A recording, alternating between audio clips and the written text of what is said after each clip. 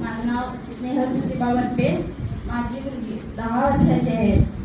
ती जन्मताच कमजोर होती. अजूनपर्यंत आम्ही मुंबईपासून कोल्हापूर, मुंबईच्या वाडी हॉस्पिटलमध्ये 25 दिवस ऍडमिट केलेलं.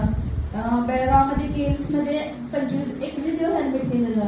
पण अजूनपर्यंत गोळ्या औषधं सगळी घेतली, त्याच्यावर आम्हाला काहीच रिझल्ट भेटत नव्हता.